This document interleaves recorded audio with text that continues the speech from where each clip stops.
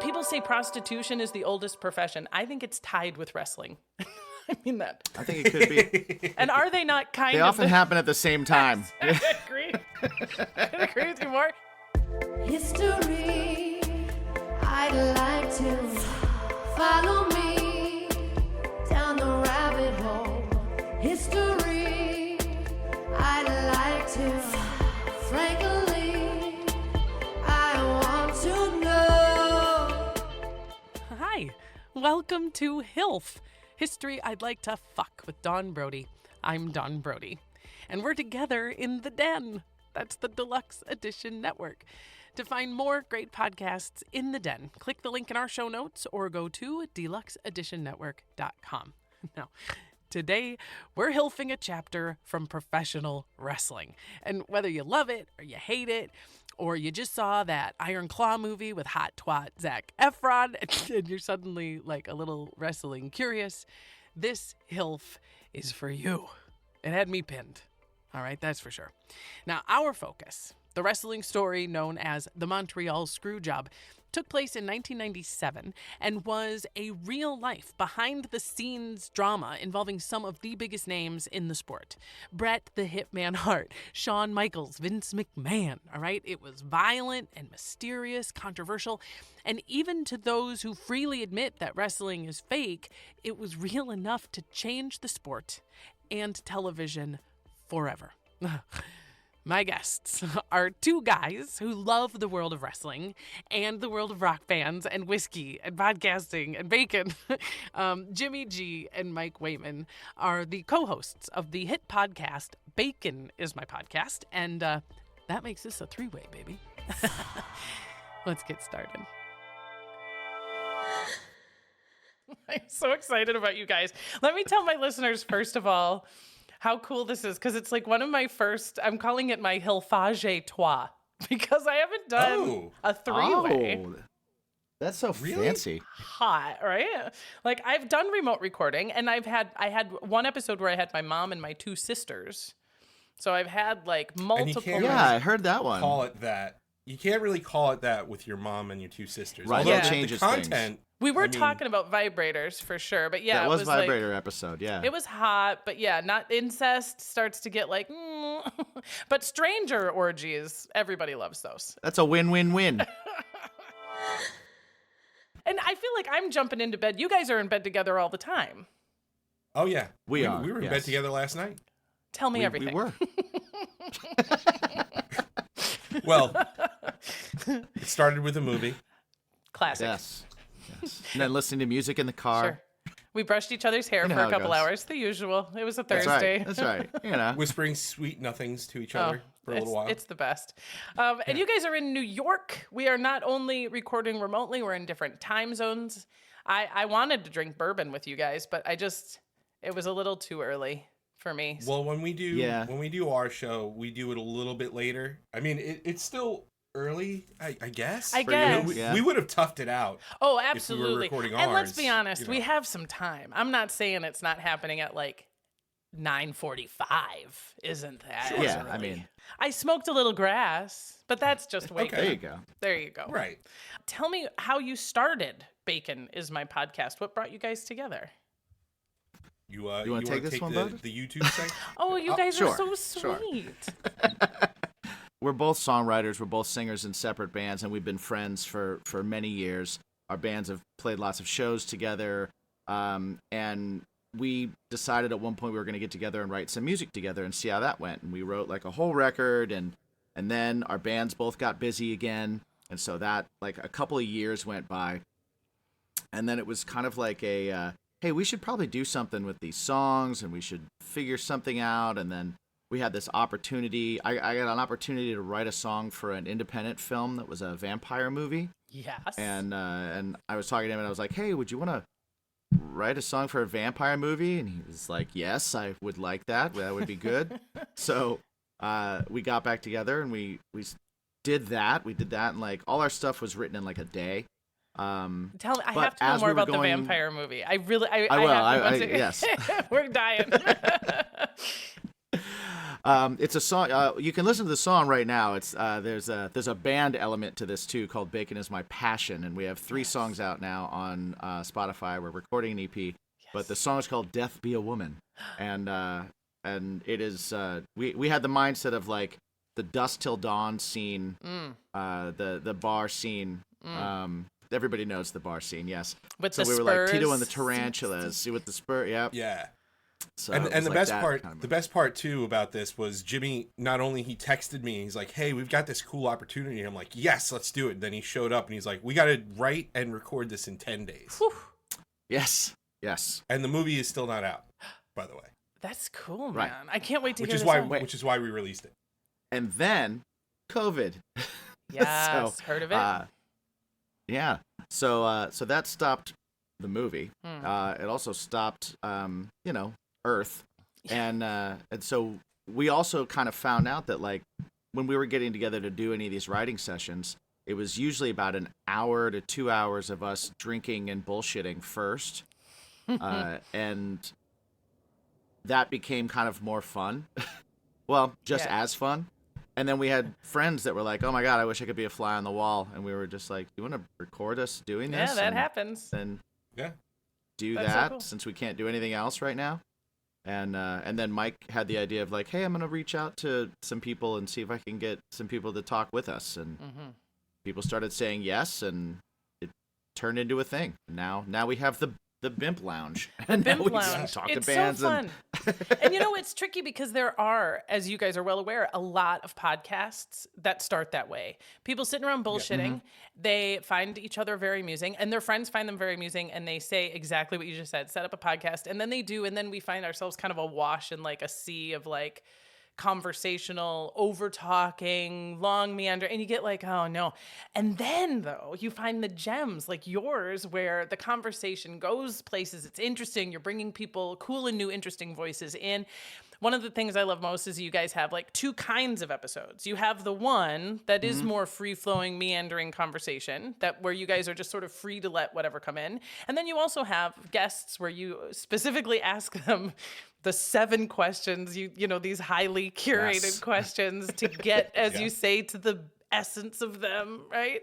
Yes. So tell me, how do you curate 7 questions to get to the sizzly, delicious essence of a person? One of the things that we wanted to do was do like almost like a promo piece to kind of get our listeners, especially with musicians, right? You get our listeners that are going to be exposed to these people. Like, why should our audience give a shit about whoever we're bringing on if they've never heard of them before? You know, we bring a lot of independent artists on. So what we do is we have them answer these 7 questions, and then people will get a chance to like, okay, these people are leaning into it. They sound like it's going to be a fun conversation. Yeah. They'll go check out their music or check out their work, and then they'll come back on Monday and see what else we have in store for them. As far as how we curated them, Jimmy, was that like early AI? No, actually no. It was shamelessly ripping off the idea from Stephen Colbert, because he had the Colbert questionnaire, and that you can find online. And so I looked at that and I was like, oh man, that's awesome. You can ask people the same questions. It's a quick little bite-size version of who they are. And if we make the questions fun and interesting or thought-provoking or dumb, it might get, inspire some conversation. Yeah. So it was that. And then it wasn't AI. It was me literally Googling over and over again ideas for questions and listening to things. And like, I had a list of like, I think I sent you the list, right? Of like, there was like 50 questions and it was like, okay, we got to pick like the 7 of these. And that's so smart. I used to do a live show in a trailer park in Los Angeles. In a Van Nuys. It was called the Trailer Trash Talent Review. And I lived in the trailer park, so it was all very authentic. And I would bring people up from the audience by drawing their names out of a hat. And they were all wild, people living in a trailer park in LA, so who knew?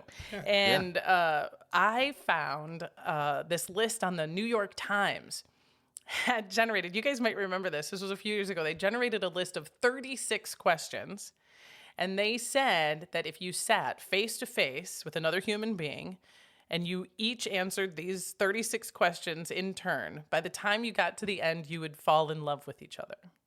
That it was like I do inevitable. remember that. Do you remember that? Yep, and I do remember there were that. all I these do. journalists that were like, "Oh, come on!" And then they do it, and they fucking fell in love, and they'd be like, "Well, it was a year ago, and we're married now," or we dated, Right. we moved in together." And I was like, "Try me." I'm happily married, but I'm like, "Let's dance," Right. And so I would pick a few out of the 36 questions, and I was like, "We can't fall in love with each other. Nobody has that kind of time, but let's like."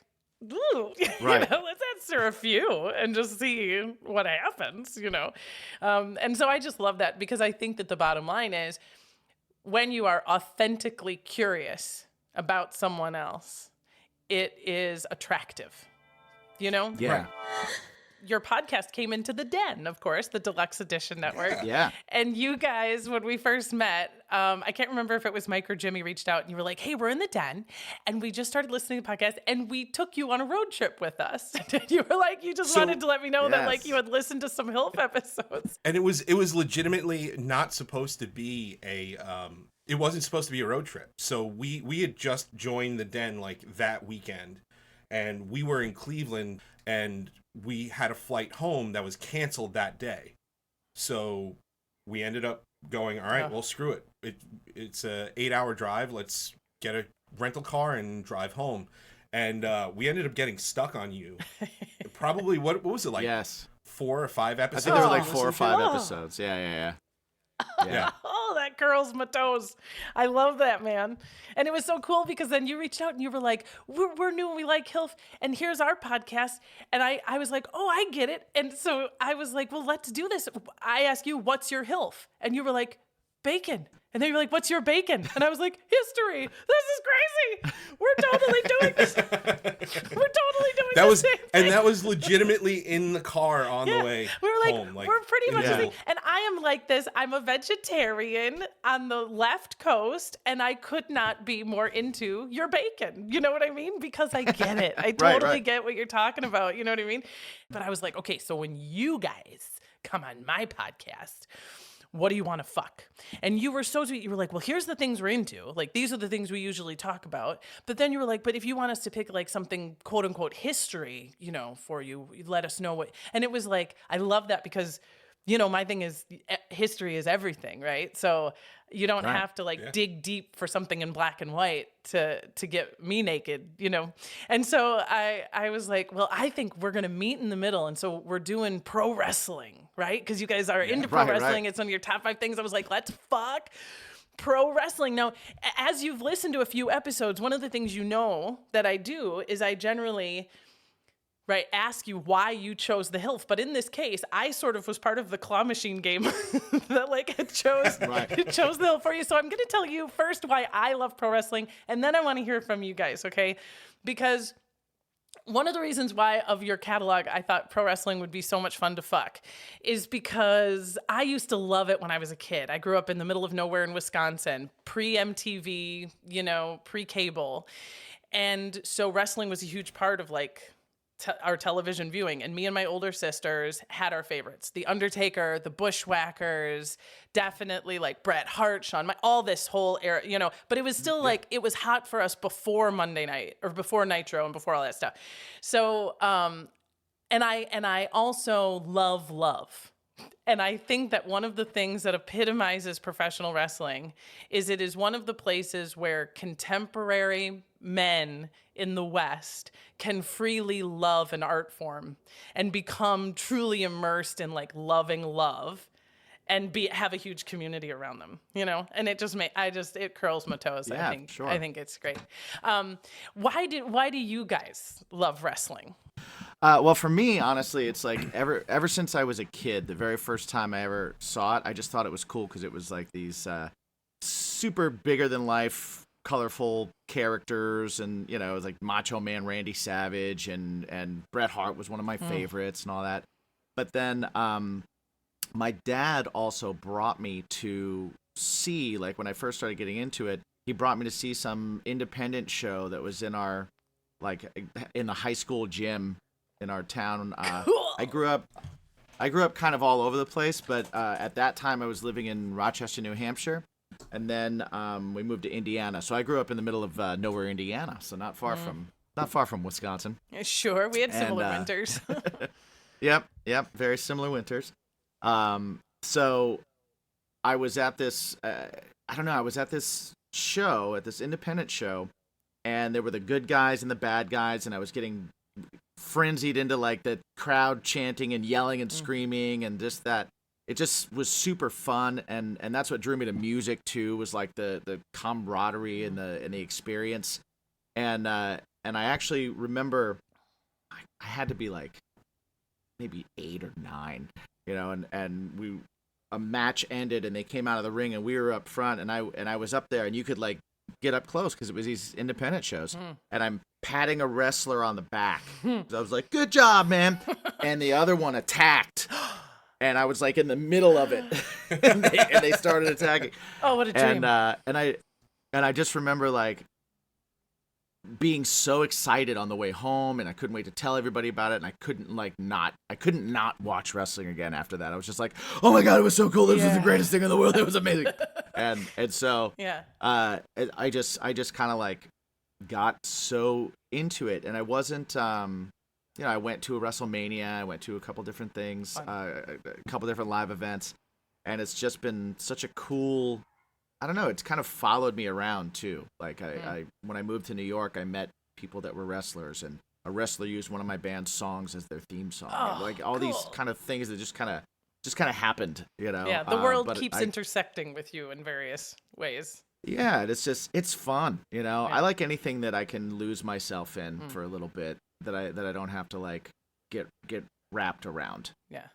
Dig. What about you, Mike? For me, it kind of similar. Like the reason why I started watching is like my grandparents. I'd be there like Saturday mornings, and they didn't have cable, but they had regular network television. What was on a Saturday morning after you're done watching Ninja Turtles? It was like, oh, wrestling's on. Okay, I'll watch this. Yeah. And I just remember finding out that, like, oh, there's more than just this show on Saturday morning. And then I found out about Monday Night Raw, and I remember being in elementary school and not being allowed to be up that late, but kind of sneaking the TV.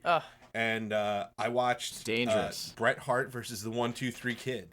And I remember watching the match itself, and it was like a half hour plus. Yeah. And it took up the whole show, but it told this like really awesome story. Yeah. And from that moment on, I was like, that's hooked. It. Done. Hooked. That's it. I also remember caring so deeply, like when The Undertaker, because he was so tall and stoic and he never said anything, and he had that terrible man who carried his ashes around. And I remember like just feeling so much for him. I would just be like, leave him alone. He's just a big misunderstood baby. I'm so devoted to these characters and the drama that they build so well. I love this. Well, guys, then that can you see how excited I am? Like my legs are all tucked up under, and I'm like, oh my God, we're doing this. We're going in. So how I do. Like I went hard.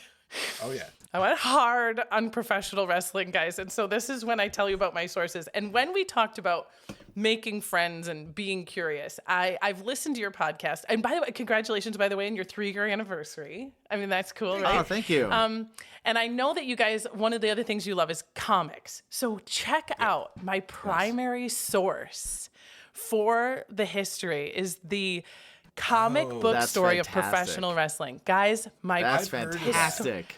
Look at this thing. And if you think that this takes less time to read than a conventional history book, which is kind of what I thought, full disclosure, I was like, great, I'll be able to read a comic book, which I love. These guys will think I'm so cool because I read a comic book. But look at this thing. I mean, it is detailed, girl. It goes from fucking Gilgamesh to Vince McMahon. It is also truly a work of art. I mean, one of the things you're going to hear me say about pro wrestling again and again is the art form. How much, just so beautiful. And like, right. You add the beauty of comic art. how many frames per page. Yeah, And that's then, you know, super I've cool. watched, so cool. It's, by the way, it's called The Comic Book Story of Professional Wrestling by Aubrey, Sitterson, and Chris Moreno. So good. I'm gonna write that And then, down, of 'cause course, that's I'm awesome. also, it's so good. I'll send you guys the link. And then I also am, of Awesome. course, watching documentaries and listening to podcasts and stuff. So then when I go back to this comic book, I'm like, they fucking nailed these guys. Like, I recognize these faces. You know what I mean? Like, the comics are also Right. expertly drawn. And it is very educational. So that was sort of my tome that I kind of kept coming back to. The documentary on Vice, Dark Side of the Ring, was Really so good. For those of you who have not yet found it, The Dark Side of the Ring is so gritty and so real. So many interviews with individuals who were in the room where it happened. And they talk about so many rooms. It is a 4-season, the quantity of drama and murder mystery and sex scandals and suicides and unknowns rising to the top. I mean, girl, it is, a lot of fun. There's the documentary from 1998, Wrestling with Shadows, which of course is our guy Bret Hart detailing the lead up and post Montreal Screwjob, which was such a huge part of wrestling history. Podcast after podcast, including yours. Of course, I suspect you guys listen to Something to Wrestle with Bruce Pritchard. Bruce Pritchard, of course, is such a great... He was an executive in the WWE for years, so he's... And Brother Love. And Brother Love, exactly. He shows up again and again. He brought in The Undertaker. And then Behind the Bastards is a podcast I've referenced before. So good. And he does a 4-part series on Vince McMahon, who, spoiler alert, is a real bastard. And Is a bastard. what fun. Yeah. Yeah. So here's my plan. Okay, guys. I knew I should have had bourbon. I'll probably go get one in a minute. So I feel so naked being so just like early and sober and this turned on by history. So here's my plan. Having done all that history and having you guys here, this is what I'm going to attempt to do. I am going to attempt to tell a somewhat comprehensive history of professional wrestling via just one of its many incredible stories, and it is the Montreal Screwjob. What we're going to do is we're going to take the Montreal Screwjob, we're going to kind of tie it lovingly to the headboard, and that's going to be the surface on which we explore the rest of this history, right? Along the way... Face up or face down? Exactly. You know what I mean? We have time. We can do either way. We can do either way. We'll get some yoga blocks to accommodate There you go. everybody. Yeah. And along the way, I'm going to be asking you both questions to test your knowledge in a bacon on bacon fry off to the death. Uh-oh. I know. And the death, it's going to be the death of warm beer, because whoever wins gets one of my HILF branded koozies. Nice. And I'm only going to send one, Nice. so you'll fight now and then you'll fight when it arrives. My audience cannot see you, but I can. And if you cunts start Googling these answers, I will not. I will not. You will live in shame. I won't do My anything word. to you, except your shame will haunt you for the rest of your life. Shame would haunt me. My word is my bond. Okay, good. Well, listen, I have a pen. Here's how I'm doing the scoring. Okay. You each get a turn answering a question. Okay. Most of them are multiple choice. If you get it right, you get a point. If you get it wrong, your opponent has a chance to swoop in and answer that question correctly and get the point for themselves. And then we also have some sudden death stuff at the end. Are you guys ready? By the way, I'm obviously the face here because I'm Team Sean. Oh, okay. Are you Brett? So I'm the Are you heel. Team Brett? I'm the heel. All right. Okay. I'll be Team Brett today. Oh, all right. So we've got, look, I'll be the heel. There's I'll play the heels heel. and faces. You know, why not? Let's give the people some vocab. The face. A face is known as a baby face, which is a term we get from the old carnival days because there was always like good guy, bad guy matching up. And for a long time, you knew who the good guy was because they were the most handsome. So they were the face was always the good guy and the heel, of course. But I think you're both very handsome. You're both very facey. Aw, thank you so much. You're welcome. But Shawn Michaels was a hot heel. So what are you going to do? So are you guys ready to... He was in Playgirl. He was. I know. I thought. I told you I do my research, girl. Like I did not look at the Playgirl. I had to prove it really happened. All right, you guys ready to fuck/fight? Let's do it. Let's fuck.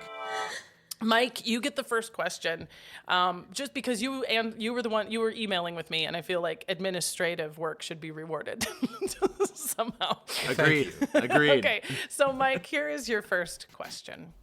One of the first references to humans participating in organized wrestling, which is distinguished from just two people brawling for survival, right, comes from the oldest story ever told, which is the Epic of Gilgamesh. If you remember Epic of Gilgamesh, Gilgamesh wrestles the beast man in Kiddu. It's a huge culmination in the story. So your question is, how old is this story?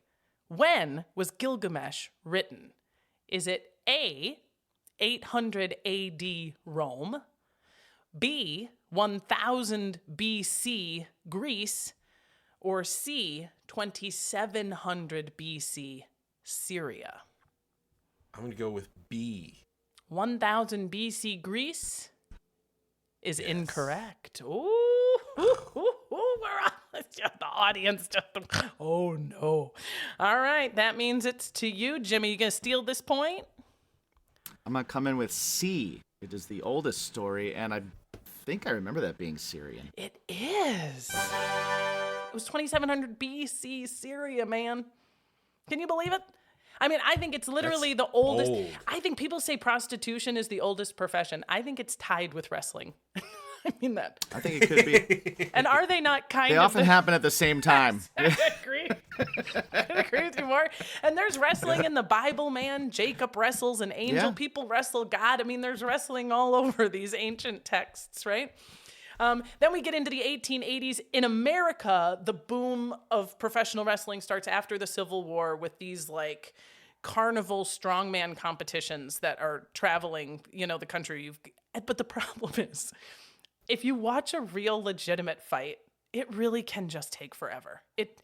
If someone's really good at evading, if someone's just actually so good, they knock them out right away. And one of the things that people realized very early on is that you kind of got to fix it. You have to fix it.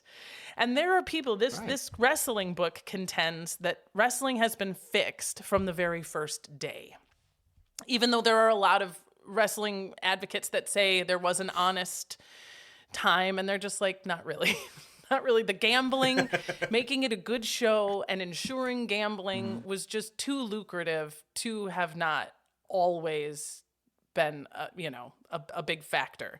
But it was still really dangerous, and you still had to be really, really good and athletic. You still had to know like how to pin somebody, get somebody where they're, and because if somebody wants to not go with the way it was supposed to be fixed, they still have a chance, right, to like overpower you or take advantage of you or whatever. Yeah. So these various wrestling styles and schools and teachers start to come up to get you, moves that are either really fun to watch, really flashy, or just actually still really, really good at pinning your opponent, and no one's ever seen it before. And so you get trainers in schools, and one of the most famous, eventually in North America, is run by Stu Hart, Bret the Hitman Hart's dad. So, Jimmy, this question is to you first. All right. Bret the Hitman Hart comes from this huge famous wrestling family. His father, Stu Hart, not only trained wrestlers, but he had his own wrestling gym in the basement of their home in Canada that they lovingly called the Dungeon. And there are many legendary stories surrounding the Hart family and growing up wrestlers. The question is, which one of these stories about the Stu Hart wrestling family is not true? Okay? Oh, okay. Which one's not true? A, that Stu Hart had 12 children. All boys became wrestlers, and all the girls married wrestlers. B, that Stu Hart was so prolific that he appeared in Cyndi Lauper's music video for Girls Just Want to Have Fun as her stern finger-shaking father. Or C, the family had a real bear that had retired from the circus that lived under their porch and would wrestle them for fun. I'm going to go with B, because that was Lou Albano. Absolutely correct. Jimmy, that's 2 for you. And Mike, I could see you chewing on your hand, Mike. You were like, son of a bitch. I got the fucking Gilgamesh question. Right. It's like, how do you not know that somebody has a fucking bear under their porch that they hang out with? Come on, that's easy. They said they pulled the teeth out of this bear. I don't want to blame the Hart family. I suspect the circus bear lost its teeth years before, Right. but they would just be like, "Oh, go get the bear."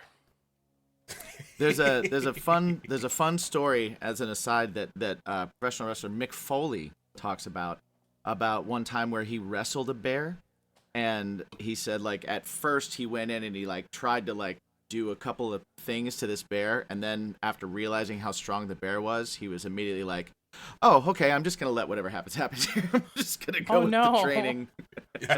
I'm just gonna protect my vital organs and try to get the fuck out of here. Yeah, exactly. At first he was like, "Yeah, we'll put on a show. I'm a big guy," and then he was like, "No, bears are like strong as 30 guys." This is a thing. Yeah. Well, and apparently, like, you guys have probably seen the videos too of Stu Hart in the dungeon training these wrestlers, but it's just it's just like this old, feeble looking man and laying on top of these, screaming, flinching 18-year-old football players. And he's just got one hand like on their forearm, and he's just ever so gently moving it back. And they're like, "Please, sir, my legs are numb." And he's like, "Okie doke." Yeah. And then you just slide it like that. And he's teaching them how to just completely subdue people. And they're like, "We got it. We got it. We got it." He's got like this legendary voice too. Bruce Pritchard does a great impression of Stu Hart. Yeah, he's got that voice that's like, "I smoke filterless cigarettes and chew glass." Right. Yeah, totally. But also, him. like, his voice was very like stern. But every time you see him, he looks like the sweetest toothless bear himself. Right. You know what I mean? Right. And he didn't just train wrestlers and like love wrestling. He, of course, had been a wrestler himself, but he also ran a promotion. And you had talked, Jimmy, about how when you were a kid, you saw one of these independent shows. It would have been kind of like that. These smaller promotions, usually ran sort of a limited geographic area, and they organized all the fights. They would manage wrestlers, and his was called Stampede, and it was in Canada, and his biggest star wrestler was his son, one of his sons, Bret Hart. And in 1984, Vince McMahon buys not just the Stampede promotion, the whole thing, but he essentially buys his son. He buys his contract, and Bret Hart becomes the biggest wrestler in the WWF, which is where the cunt known as Vince K. McMahon comes into our story. And you guys, it's so funny. There are very few figures that are just so universally disdained. Like, it's so easy to hate Vince McMahon, but it's also like, if you love wrestling, you can love wrestling and you can hate Vince McMahon, but you can't love wrestling and take Vince McMahon out of it. Like, whether you like it or not, your love of wrestling includes this guy. He's third generation. His grandfather is Jesse McMahon. He was working in wrestling in 1915, right? His dad is Vince J. McMahon, from whom he bought WW. I mean, you know what I mean? It's like hating your dad. It's like, look, it's half your DNA. There's just nothing you can do. Right. It's funny because it was like this family business, and then if anybody's watching or pays attention now, currently instead of handing it down or selling it to one of his two kids that have at different times run the promotion, he sold it off to a complete different third party, that TKO thing. Yeah. So yeah, no, you'd kind of love to hate him, but see his legacy live on somehow. You're still just like, right. You're kind of like, Stephanie was doing a good job. Yeah. Oh, it stinks. Yeah. And and his heyday too. I mean, this is really like Bret Hart coming in is when Vince McMahon starts his rise. Even though, as we've said, he's always been in the mix.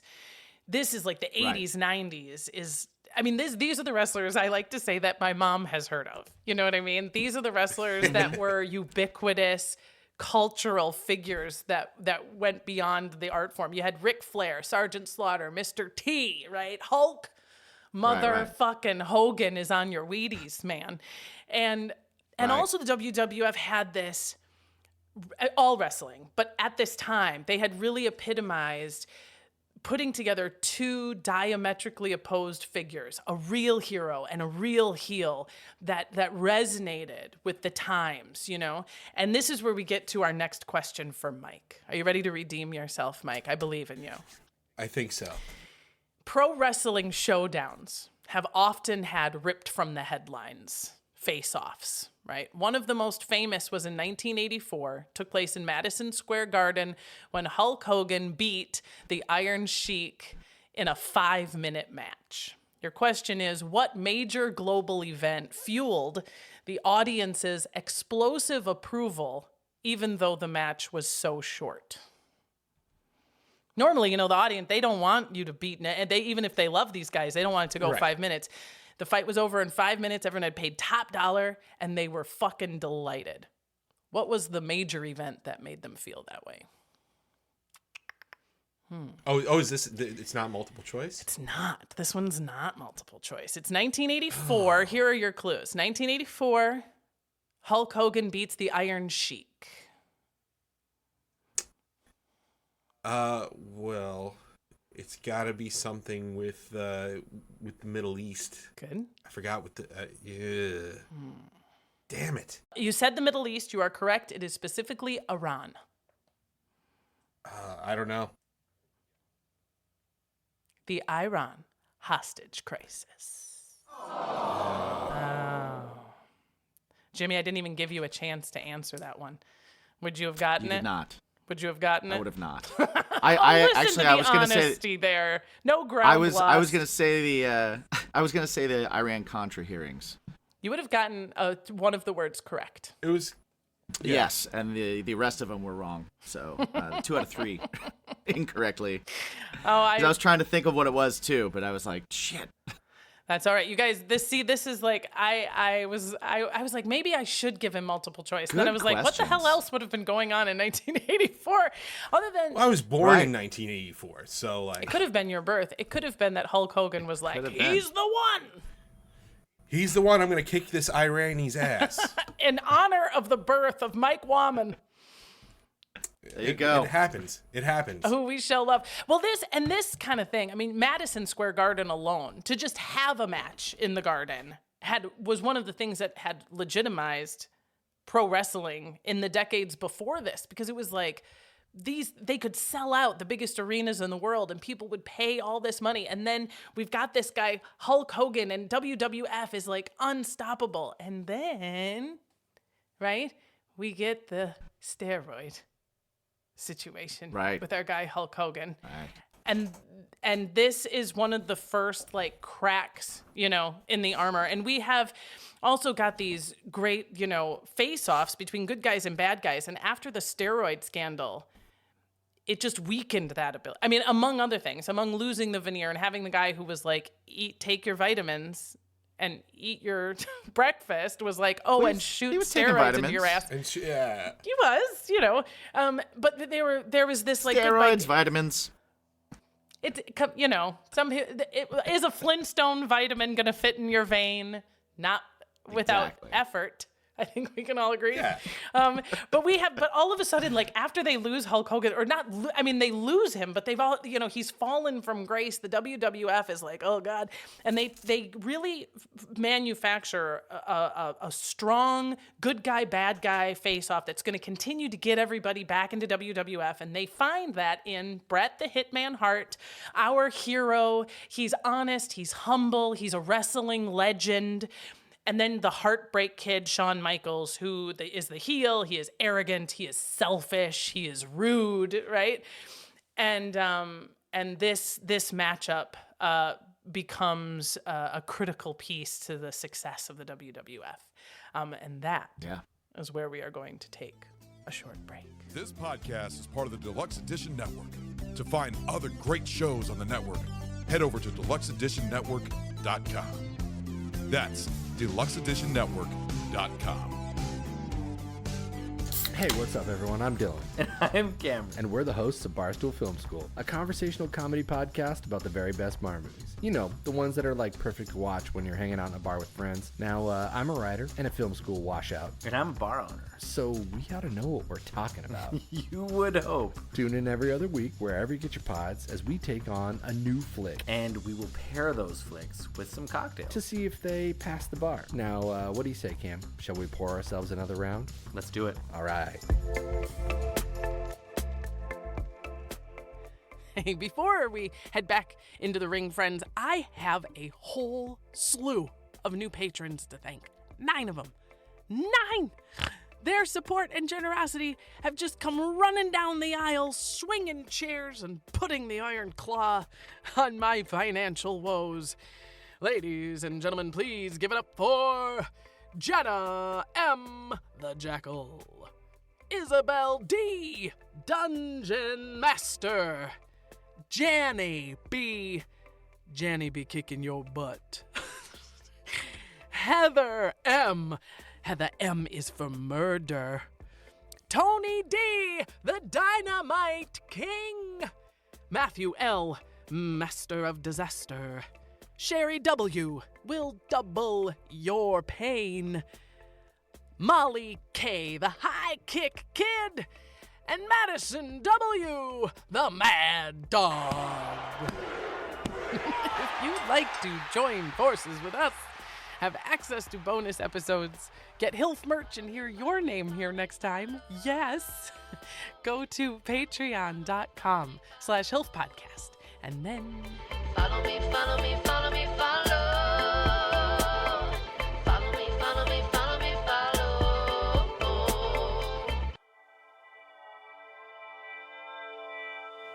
I'm just so glad you guys are here. I'm having a blast. I will admit, I'm feeling a little bad. I feel like kind of like I was the cool substitute teacher, and then I asked Mike 2 actual history questions, and I think that you felt a little injured by that. Does that seem fair? I don't feel like because you're not, I'll be honest, you're not doing great. Jimmy has 2 points. You have exactly none. I'm just going to interject here for a second. I'm going to interject Sure. here for a second. The first question, within the question, you gave away the answer because you said the oldest story ever told, and then you gave 3 dates, one being clearly the oldest. And because he didn't pick up on that, that is no excuse. No. My only defense to that, is I hadn't had a drink yet. That's So I his was only probably defense. off my That's game. his only defense, which is unfortunate. Yeah. Right. Yeah. You could probably have a better one. I feel like once I've had a few I don't drinks, know. I pick up subtle clues way better. Exactly. I'm way better at things. You know what? Listen, I'm probably the best teacher you're ever gonna have. I'm not grading this. It's it's all for koozies, and saying things like "I'm sorry, ma'am, I wasn't drunk enough" works in my class. That's go. why we get There you go. along. This is a whole new round. We have a whole new round. We have more questions. The first one is gonna go to Jimmy, and remember, if he gets it right, he gets a point. But you have a chance, Mike, if he gets it wrong, to swing right in there. So You can steal. we have, as we, in our first half, we set up a little bit of the importance of the face-off in the WWF between Bret the Hitman Hart and the Heartbreak Kid, Shawn Michaels. And it was, like I said, this great face-off because you have a hero in Bret Hart. Just he was flashy. He wore a leather jacket, but he was nice. You know what I mean? He was And those shades. Yeah, I mean he was a wrestler. He was mean. He talked shit. Yeah, but he was like a good guy. You know what I mean? And Shawn Michaels he puts the Canadian flag up his nose and he humps the flag in the middle of the thing, and he just I'm the greatest. He's an obvious heel, and it's so much fun. And they genuinely don't like each other. They were friends for a minute, but they hit the skids because of some insults that went too deep and probably a little jealousy. There's all sorts of factors, but they get into a real fist fight in the green room, behind the scenes and off camera. Okay, and during this fist fight, Bret Hart pulls out a clump of Shawn Michaels' hair. Jimmy. Shawn then picks up this clump of hair He takes it into the boss's office. He slams it on the desk and yells what phrase? A, this is an unsafe working environment. B, the next scalp will be yours. Or C, look what that bitch did to my hair. I will tell you right now, I really want it to be C, but I'm going to go with A. Why you growling, Mike? Why you growling, Mike? Because I care about wrestling history. I don't care about world history. Oh. Those are. No, I'm just kidding. I'm kidding. I'm joking. I'm joking. Who's the heel now? I have done Listen, man, nothing and- but tried to tie wrestling history to global history for you. For you. That's what they call a double switch there, too. I became the face, he became the heel. Amazing. You know what? This is a good opportunity. Actually, let's go through some vocab. You want a chance to get some points back, Mike? And I think you should, because it's really not looking great for you right now. I'm desperate. All right, I tell you what. I have a list of wrestler lingo here. And this will be of benefit to our listeners because they may not be as in tune as we are and may be missing some of these amazing references, right, to what's going on. So to give us some we talked about a face and we talked about a heel. I tell you, I'm going to give you 2 wrestling terms. And if you can define them perfectly, and in completion, Jimmy and I both go, yeah, that's correct. I'll give you a point. Fair? This is out of the blue. Okay. This is out of Let's do pure it. generosity. And This is my brass knucks in the tights. I appreciate that. Yep. okay. Yep. So, what is a work? A work is when something plays out in real life, but is not actually happening. So, like, a working punch is when a wrestler punches somebody, but is not actually hitting them. Okay. It's a working Gotcha. punch. Gotcha. That is, I accept that. Jimmy, any notes? I was gonna say the first half of that felt like you were It started giving to me be the opposite. Right. But then you No, but then you got it in. You yes. Working the boys. Correct. That's A work is exactly. A work is anything planned, the thing that is a punch, but they knew this punch is coming. That's great. Okay, now the next one, and you get your point. What is get on the board. a mark? A mark, Jimmy. No, I'm just kidding. No, Jimmy. A mark. Actually, so actually, mark. I am aghast. If we want to talk history, and I'll redeem myself from a history I'll decide point. if you redeem yourself from the history side. I will. I accept that. So back when you were talking about in the carnivals, it's basically when these con men, they would label people as a mark of people that they could con. Yeah. So basically, people who are who believe in it and are an easy target, so to speak. Yeah. That's exactly right. It's not a very great term. No one wants to be the mark.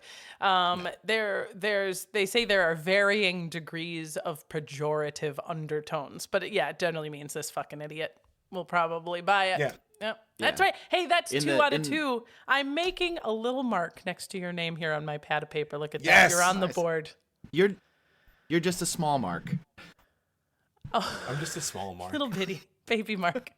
And there's a term that I really want to get out now because it is about to play heavily into our story, and that is kayfabe.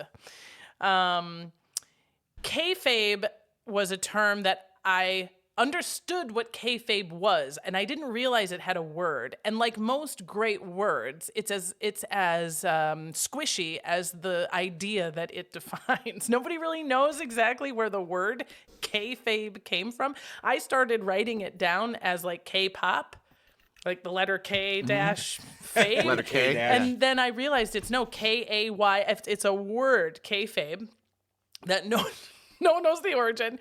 But what kayfabe is the illusion of wrestling. It has a little bit to do with those two terms that Mike just defined, work and mark, in the sense that it's the pretend, planned part of the fight intended to sort of dupe people into believing it's real, but it's also the sacred part of wrestling, in the sense that a lot of people describe kayfabe as the brotherhood, the quietly agreed upon illusion that we are protecting for the sake of ourselves, but also for the sake of the fans who love us so much.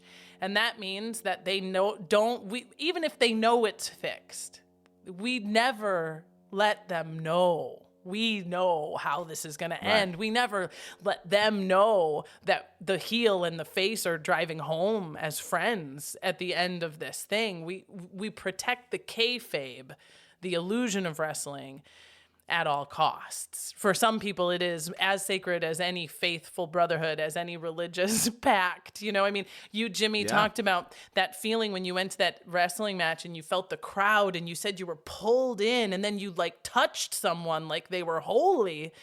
You know, I mean, I think it's fair to say that kayfabe is essentially the faith part of wrestling. Yeah.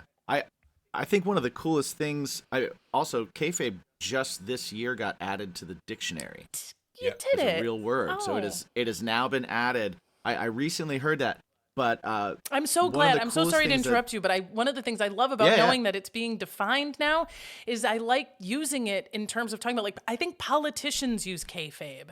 And I don't know if there's a better word than kayfabe to describe, or even in your own family. I think you do a little kayfabe in the kitchen when you're talking about, you know what I mean? I think people can really understand it, and I'm so glad it has a definition.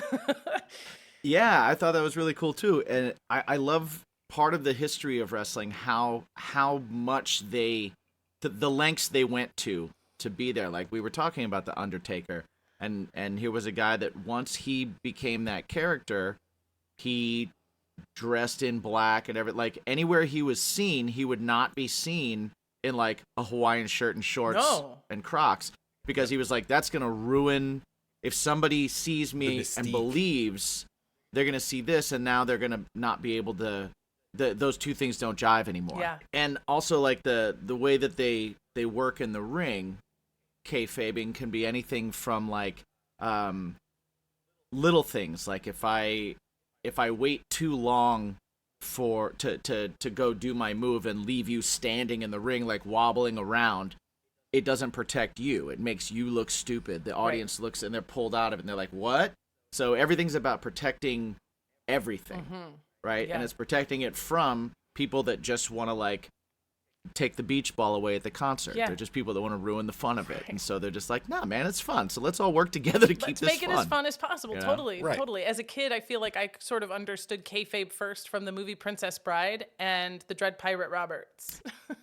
Yes. I was Exactly. Yes. That's kayfabe, Yes. man. Like I completely get it. And it was so critical, as you said. This is not just important for the wrestlers. It's important for the promoters to continue to make money. It's important to the fans. And we have, during this period when Bret Hart and Shawn Michaels are starting to feud, there are some significant cracks in the kayfabe that are coming as a result of a real life feud between Vince McMahon and Ted Turner and the WWF and the WCW. So, you know, Vince McMahon had bought up the Stampede promotion. He had gotten all these promotions, and the WWF had been king shit. And then the steroids thing started to bring them down, and the WCW started to rise up, and they had more money, and there were all sorts of alignments that suddenly brought the WWF a true competitor for the first time in a long time. And this culminates in the Monday Night Wars in the mid-90s, where in the same time slot, the WWF and the WCW had their hugest fights, and it was Monday Night Raw and Nitro. And they're duking it out for ratings, and they're trying to steal talent from each other. And there had been a huge defection from the WWF champion Alundra Blaze, who went to the WCW. And when she did, she threw her WWF belt in the garbage as like a fuck the WWF, and she changed her name back to her WCW name of Medusa. And that was like, ooh, that sucked. But it wasn't that bad because it didn't break kayfabe. A little bit later, though, you get these guys, and they're called the Clique, Kliq, and it's some villains and some heroes in the WWF who have formed almost like a mini union where they're like, you book us together. They kind of set their rates. They were unified, working as a group. And there's this huge match where a couple of the guys in the Clique are leaving the WWF to go to the WCW. And they know, the fans don't know, but they know that this is like their last big match together. And when the match is over, they hug like a bunch of buddies who just finished a show and love each other and are saying goodbye, and not like a bunch of wrestlers who have all this anger and beef and whatever. And that broke kayfabe.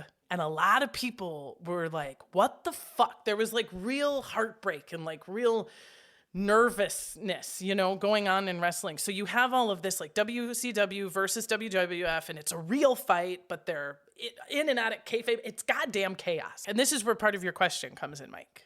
And you have one on the board, and it's so lonely. Your one little point.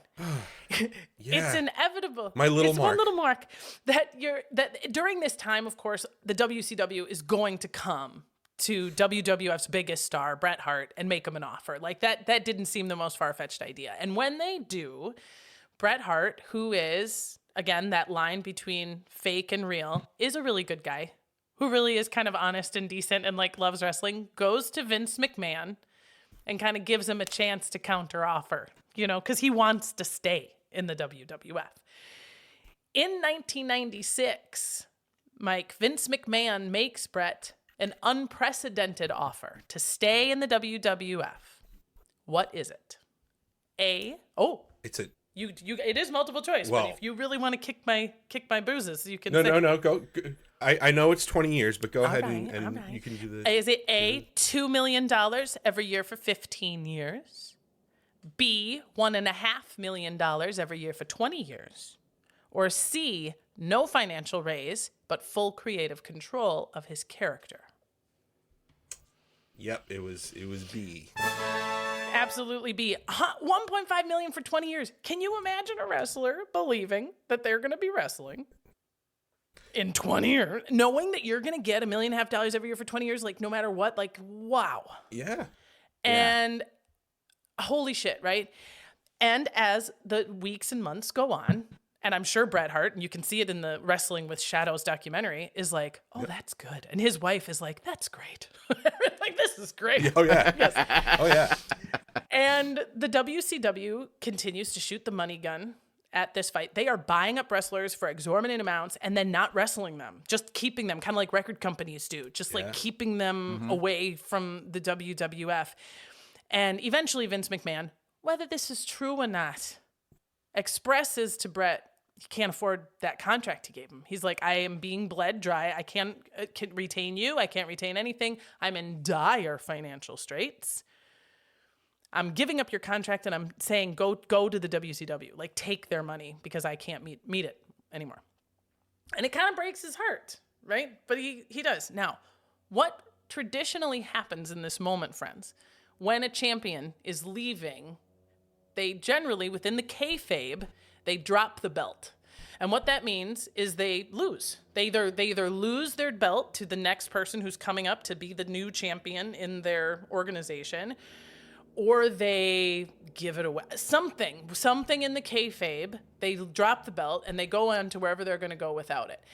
And this is how Bret Hart got it.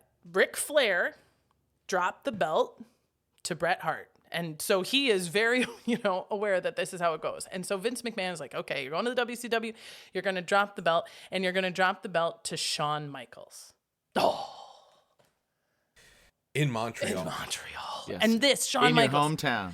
Where Shawn Michaels has put the Canadian flag up his nose and humped it in the middle of the ring, and we have really played up this like USA versus Canada thing, and you're the good guy. You're going to lose to a heel in your hometown.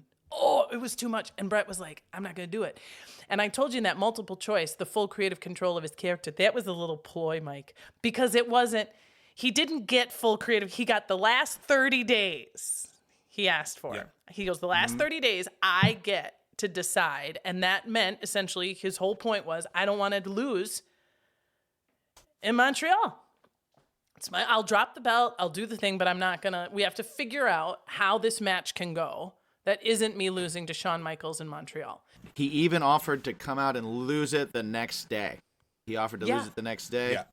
And also, fun little behind the scenes thing, he went to Shawn Yes. and beforehand and told him that he would have no problem losing the title to him and bygones be bygones and all that. And Shawn said, thank you for saying that, but I will not do the same for you. Like right to his face. He was just like, yeah. Yeah. And that again, that beauty of the line between real and fake in wrestling, right? Is that the fact is Yeah, Bret yeah. Hart was a really good, decent guy who was kind of trying to be friends, and Shawn Michaels was kind of an arrogant prick who was like, yeah, I won't be good to you. Can't say I will. Yeah. Well, and so this yet again sort of solidified Brett's like line in the sand, which is like, I'm not losing to this prick in Montreal. Like, figure something else out. And what they figure out, what is generally agreed upon, the understanding going in, is that this match in Montreal will end with a chaos. It's called a run-in. Right? And A schmoz. yeah, if you schmoz. will. Mike, Big tell us, schmoz, describe to us how a match that's ending in a schmoz is gonna look. Well, at the time, you had the Hart Foundation, which was they were only faces in Canada. They were heels everywhere else but Canada, and there was 5 of those guys. And then you had D-Generation X, which was Shawn Michaels and Triple H. And what a schmoz is coined by the late great Pat Patterson, who was also in Montreal native. He actually called it a schmoz because everybody would just jump in the ring and just start brawling. Mm-hmm. So there was no real finish. There was no 1, 2, 3 or any rules being adhered to, and just complete chaos. I used to love those, man. And even though it's sort of like a slap in a soap opera, you see it coming, it's going to happen, you just can't wait. Right. And it's usually there's a moment where it's almost it's culmination, it's anticipation. Two characters are about to end. Looks like this match is going to end, and then someone with a chair and 2 guys run in, and they used to be, and it's always the drama too. Those 2 used to be on a tag team with that guy, Right. and this is a sex scandal. There's a triangle. She's jealous. This has nothing to do with wrestling. This is purely personal, or and it's out. And the referee, of course, is like, oh my god, the referee cannot possibly, and I can't count to 3 this correct. way. And the key to the schmaz, when used in this moment, is it's chaos and disqualification. And in the official rules of wrestling, a disqualification means no one technically lost. Yeah. So what we get with a schmaz, what we get with this run-in the course of writing the fight, and by writing, I mean, creating, like playwriting the fight, right? Right. Is that everyone will get what they want. It'll be a great show. It'll be very violent. It'll be very exciting to watch. Brett won't have to lose, as Shawn will still get the belt the next day, and everybody's happy. And even as a new fan to wrestling, you know what I mean? I feel like you guys have been married to her, and I just have taken her on a few dates, that even I agree. That's not right. You have to winners and losers, man. Like a gentlemanly handing off of the belt just ain't how things roll here. And this is coming from a girl who loves love and peace and joy, and everyone should always be friends. And I'm like, you gotta hit each other a lot. Like, that's how it goes, you know. Yeah. I mean, if there's a title involved. Totally. November 9th, 1997, the night of the match arrives. And the official plan, what people have agreed on, what they've talked about, is this disqualification via the schmaz, via the run-in. And here's specifically how it's going to go. Shawn Michaels will, at some point near the end of the match, when they have fought sufficient amounts of time, right? he's going to get Brett into the sharpshooter, which is Brett's own move. Oh my God, putting his own move on him in his own hometown, and it'll look, and Brett will sufficiently, no. And then the run-in will happen. He'll get out of the sharpshooter, and that's the chaos, right? And the match happens, and they get to the point where Shawn Michaels has Brett in the sharpshooter, and ding, ding, ding, fuck. The match is over. And the first thing that happens is that Herb Hebner, the ref, runs out of the room. He climbs between the ropes and fucking runs to his car. Yeah. Bret Hart stands up, looks fucking pissed off, spits in Vince McMahon's face, smashes computers, skywrites WCW with his finger in the air, and later, off camera, he punches Vince McMahon hard enough to knock him briefly unconscious. Oh my God. Broke his jaw too, right? I think he broke his jaw. No, he didn't break his jaw. He got a black eye and a concussion. He was hurt. Concussion, yeah. But he was he was hurt. He so fucked Jimmy, him up. He fucked him up. Now we have, as the score stands, we have 3 for Jimmy, 2 for Mike. Jimmy, this next question comes to you, and it's a history question. So Mike, this is fair. I feel like all right. Yeah. There's a lot of controversy over who in the WWF originally decided to double cross Brett. But it was not the first time this kind of double cross had happened in wrestling. It wasn't the first time that it had happened in Montreal. In 1931, there was a match between Henry DeGlane and Ed the Strangler Lewis, who, by the way, this is for my mom. He was from Nakusa, Wisconsin, Mom. And like in, isn't that cute? It's where my dad lives. Like in 1997, there was a moment when Ed Lewis is having his own move used against him, and he was scripted to get out of it. But he's double-crossed when his opponent instead does what, thus stealing the victory from Lewis? Does he A, pretend to have a heart attack and go to the hospital? Does he B, break Strangler Lewis's arm, sending him to the hospital? Or C, fakes that Lewis bit him by showing a bite mark his coach planted on him earlier? Wow.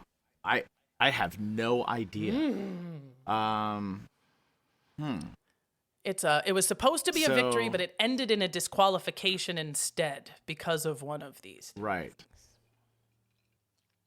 I'm going to say if it was a disqualification, as much as it sounds like something that probably wouldn't work, I'm going to go with the bite mark thing. Just because. No, I'm going to go with the broken arm. No, I'm going to go with the bite mark. Final answer. That was so exciting. It is the bite mark. Oh, holy hell. All right. You almost snatched victory from the mouth. How are you doing, Mike? Did you know? When you switched your answer, I was like, yes, I got this. Oh man. Oh, that was close. I was like, how long does a bite mark last? It would have to be serious, right? His coach. Oh yeah. And then I was like, if it's not televised, how do they sell that as what's happening in the arena? Oh. So he did. He showed the ref a bite mark that his coach had given him before the match that they planted for just that moment. Wow.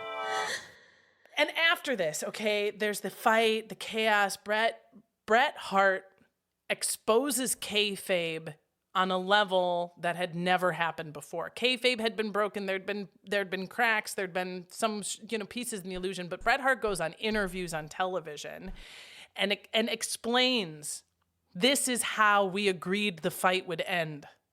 And then this is how they ended it. And that is about as nude as you can make kayfabe. And that rendered Bret Hart really kind of an unforgivable sin. That as good as a wrestler as he was, as long as his legacy had gone, that was destroying the faith, right? Then, though, Vince McMahon goes on this interview and says essentially he did it to himself. He didn't follow the rules, and that's why we hit him with the newspaper, which renders Vince McMahon completely unlikable. So now you've got unforgivable Bret Hart with this unlikable Vince McMahon, and you'd think that's the end of the story. But this is the beautiful part of the ever-blooming rose that is professional wrestling. It bloomed from the fertilizer of things like the 1931 Screwjob, right? Then Vince McMahon leans in and kayfabes the shit out of himself, becoming the character of the evil boss, Vince McMahon. Yep. Walks into arenas that chant, asshole, asshole, and he just loves it. And Bret Hart wrestles Ed McMahon to ultimately bury this whole story. Like 20 years later, Vince McMahon and Bret Hart meet again in the WWF. This is after, by the way, Bret Hart's real brother, Owen, dies from what was almost certainly the fault of the WWF not taking care of his safety when he fell from the sky. This is after Bret Hart has lost his career at the WCW. The feud, the real feud, settled with art beautifully in the ring. There's a match that happened in 2012 where Bret Hart and Shawn Michaels fucking hug. They hug, they apologize, and they hug. So that was when Bret first came back for that match with Vince, and I was at that match with Bret and Vince. Was it so satisfying and so soul-soothing? It was awful. Oh. It was kind of the crowd was kind of dead, but again with the art thing, Shawn Michaels later that night would go on to have his career versus career match with Undertaker and lose it. Yeah, crazy. Yep. So for a long time, I saw Shawn Michaels' last match as well. That's just awesome. Yeah, Bret and Vince finished their thing. Bret and Shawn finished their thing, and then Shawn ends his career same night. Isn't it crazy? I mean, it's beautiful. I do have one final question for you guys. It's hard because it is more about you selling it in the true spirit of wrestling. There is no right or wrong. There is no true or fake. This is to you guys to sell it. Here is the question I pose to both of you, and you can take turns answering. I'll have Mike go first. Are you ready? It's a big one. Go ahead. Make your case to me. Who was the greatest wrestler of all time? Oh, man. Well, what sucks is that and here another term we can use, you've buried Shawn Michaels here. Thank you. Shawn Michaels is the best wrestler of all time. Yes, tell me why. As a to cap off the Montreal Screwjob stuff, if you listen to and hear some of the things that Bret has said over the years, and then like what other people involved has said over the years, Bret and you could say, okay, well, rightfully so, he should be bitter, that kind of stuff. I think a lot of that Montreal Screwjob business had to do with his ego. And I think he was screwed over because of his ego. Okay. But and he says a lot of really nasty shit about everybody. And even after burying the hatchet and stuff, he still says nasty shit about everybody. Mm-hmm. And it's like, okay. You sound like a really bitter old man sometimes. Nice. But otherwise, sometimes he doesn't. But, okay, so Shawn Michaels. Dude, you could put him in literally any kind of situation, and he can make it great. And he makes you want to watch it, no matter what it is. It could be a promo. It could be a match. It could be out of the ring kind of thing, the dude had it all. No matter, like, didn't matter. And yeah, as a young guy, he was a little bit of an asshole. He became a little bit less of an asshole when he got older. Don't we all? But when he was, yeah, right, exactly. But no matter what you put him in, it was always must watch. When it came to a promo, listening to Bret Hart was like watching paint dry. It just was. All right. Unless he was Hot take. shitting on the U.S. Otherwise, his promos were like watching All paint right. dry. Now, you know, I will say one thing I really appreciated about Shawn Michaels was that in this whole lead up to the screw job, when Bret Hart was thinking about all the things that could go wrong, like how he could get screwed, he didn't really think that Shawn would like try to hurt him. Like there wasn't that he was going to talk shit, that Shawn Michaels had been like, I'm not going to do the same to you. That was all within kayfabe. He was like, I'm not going to back off or like be nicer to Canada leading up to the thing or whatever. I think that's what it was. I don't think that Bret Hart had any fear that Shawn Michaels was going to sucker punch him. Or, you know, because he even does apparently during the sharpshooter, the move, that Shawn Michaels actually did it wrong. And Bret Hart had to like flip his legs, his legs the other way so that the hold would go the correct way. So as a tip of the hat to your nomination of Shawn Michaels, I will say he's hot. Let's not lie about it. He's very hot. And he also didn't take a punch or bite the guy. You know what I mean? Do the thing when maybe he could have. Yeah, and that whole story, the legend of him saying, I would take care of you, but you know, I appreciate you saying you take care of me, but I wouldn't take care of you. That's something that has been said, and it's been said in folklore, but there was actually a DVD done where they sit the two of them down in a room with Jim Ross, legendary voice of wrestling, and they literally talk the whole thing. Oh. And never once when they were together did that ever come up. And that's never come up face to face. And they had some really uncomfortable situations in that interview, that face to face. It's so fun. It's like after Drag Race. Like, do you guys watch RuPaul's Drag Race? It's sort of like when all those queens come together at the end of the show and start talking about who took each other's lashes. Like, it's all very... Right. So, Mike, you have made your case that the greatest wrestler of all time is not only a subject of the story we told today, but Shawn Michaels, who you feel like didn't get his due. I hear you. Jimmy, make your case. Who is the greatest wrestler of all time? All right. I will agree with Mike on Shawn Michaels being the greatest in-ring performer of all time. Shawn. But if I have to pick the greatest wrestler of all time, I have to not even look at not even my favorite, not even somebody I particularly enjoyed watching, but I have to say Ric Flair is the greatest wrestler of all time. Because Ric Flair is a champion, was a world champion back before it was just on one TV show. And so he was going to other promotions and he was going to other countries, not to wrestle people that were in his, like in WCW or in NWA. He would go to Japan and he would wrestle whoever the best wrestler in Japan of whatever federation Japan had was. He is a pop culture icon. Yeah. He is still relevant today. And I just think that the argument to be made, just the length of his career and that he was always and forever on top. Incredible on the microphone.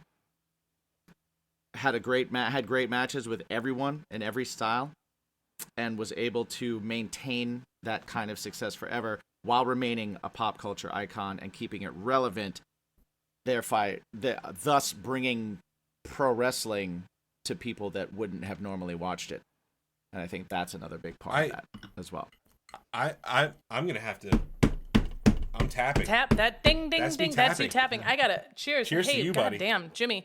You know what? What a gentleman. You guys are such gentlemen. I love this. I mean, can you guys believe it? Look at how full circle this has come. We met face to face for the first time today. We had a wonderful, sensual hilfing of the one true sport.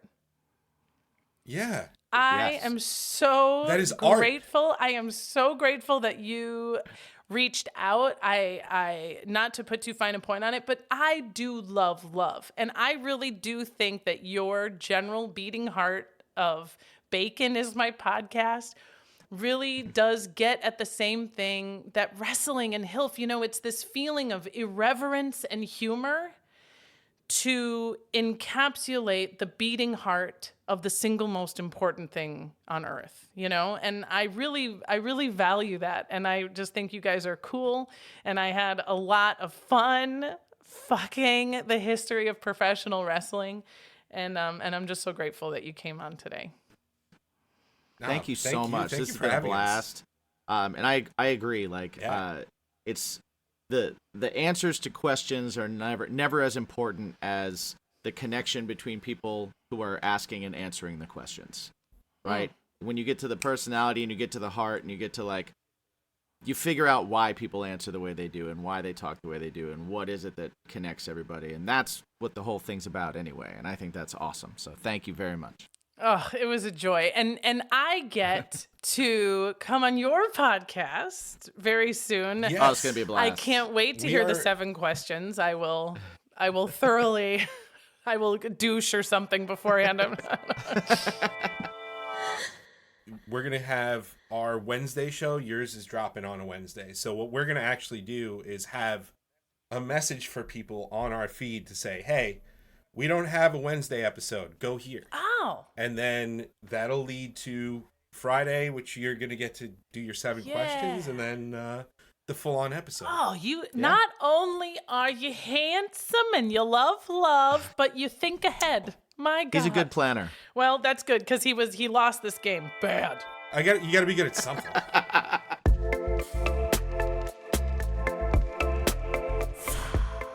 Thanks again to Jimmy and Mike for joining me. You can go right now to Bacon is My Podcast, or BIMP if you're nasty, and hear not only my awesome episodes with them, but dive headfirst into their whole catalog. You'll find them wherever you're listening to me, YouTube, or click the link in our show notes. Now, our next new episode is about another historic fight, the one between England and the American colonies. I'm hilfing the Boston Massacre, baby, and with none other than Boston natives, Dave Houghton and Sarah Retalic, the hosts of In a Pickle, a podcast about the less glamorous side of sports. It's hot. Don't miss that. Until then, our theme song was composed and performed by Kat Perkins. A reminder that you can find my sources, links to the books, documentaries, and articles I reference in the summary of this episode, or by emailing us, hilfpodcast@gmail.com, or messaging us on social media @hilfpodcast. This has been HILF, History I'd Like to Fuck with Dawn Brody. I'm Dawn Brody, reminding you that history is a party and everybody's coming.